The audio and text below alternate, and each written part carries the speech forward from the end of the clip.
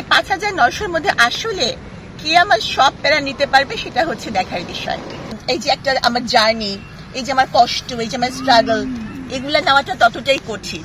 আমার জীবনে একজন রিয়েল লাইফ হিরো আমার দরকার, যে রিয়েল লাইফ হিরো আমার পাশে দাঁড়িয়ে আমার পুরো প্রতিকূল একটা যে এনভায়রনমেন্ট ক্রিয়েট হয়ে আছে তার এগেইনস্টে আমার সাথে ফাইট করবে।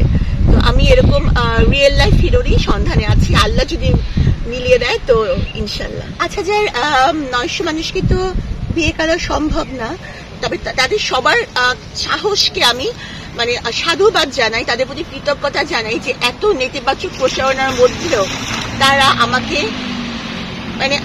মানে আমার বিয়ে করার ইচ্ছা বা মনোভাব পোষণ করেছেন।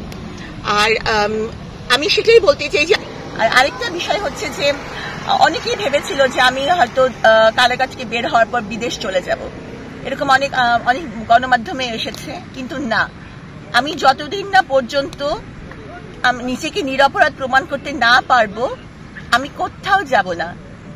সেই মাটির নিচে যাওয়া না পর্যন্ত মানে আমি নিজেকে নিরপরাধ প্রমাণ করার চেষ্টা করে যাব। তো দেশের বাইরে যাওয়ার প্রশ্নই উঠে না, দেশের মধ্যে থেকেই আমাকে সেটা করতে হবে। আমি কখনই হেরে যাব না, কখনই পালিয়ে যাব না। ৫,৯০০ লোক যে আপনাকে কমেন্ট করেছে, তার মধ্যে যে লোক বলেছে আপনাকে বিয়ে করে লন্ডন নিয়ে যাবে আপনাদের সাথে করে, তিনি আমাকে মেইলের মাধ্যমে বলেছে আপনার সকল প্যারা তিনি তার কাঁধে নিয়ে নিবে এবং আপনাকে বিয়ে করে সাথে করে আপনাকে লন্ডন নিয়ে যাবে। আমি সেই লন্ডন প্রবাসী ব্যক্তিকে আমি বলতে চাই যে উনি যে আমার এত নেতিবাচক প্রচারণার মধ্যেও আমার প্রতি এতটা সহৃদয় একটা ফিলিংস দেখিয়েছেন, ভালোবাসা দেখিয়েছেন, এজন্য তার প্রতি আমি অবশ্যই কৃতজ্ঞ। আর মানে আমার এই মুহূর্তে তো আর কিছু বলার নাই। আমি এটাই বলতে চাই যে মানে অনেকেই তো নেতিবাচক জিনিস দেখে আমার সম্পর্কে খারাপ কিছু বলেন, সমালোচনা করেন, অনেক মানে ধরনের কথা ছড়ান, তো তার মধ্য থেকে উনি যে সৎ সাহস দেখিয়েছেন যে উনি আমাকে বিয়ে করবেন, তো আমি তার সাহসের প্রশংসা করি।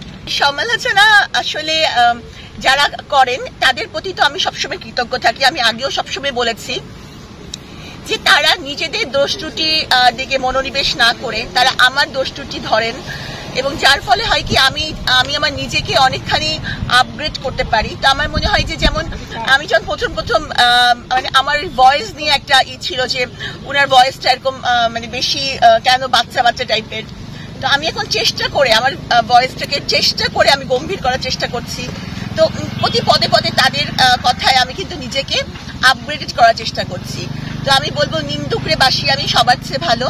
আর আজকাল যেখানে মানুষের নিজেদের বাবা মার জন্যই সময় নাই, তারপরেও তারা আমাকে খুঁটিয়ে দেখেন আমি কি ড্রেস পরলাম, আমি কেমনে সাজলাম, সাজ ঠিক হয়নি, গলা স্বর ভালো না, এসব যে গবেষণা করতে পারেন, তো এটার জন্য আমি তাদেরকে সাধুবাদ জানাই।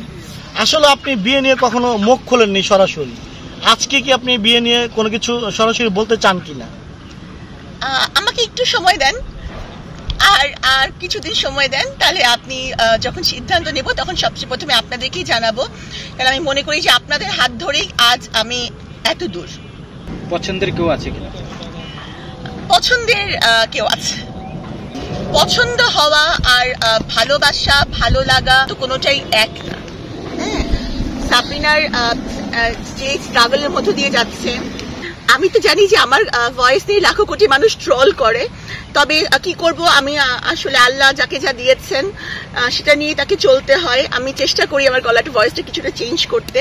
তবে তুফানের মতন যদি উড়াধুরা টাইপের কেউ আসেন তুফান হয়ে আমার লাইফে, তাহলে আমিও দুষ্টু কোকিলের মতন সেই তাকে আহ্বানই জানাবো।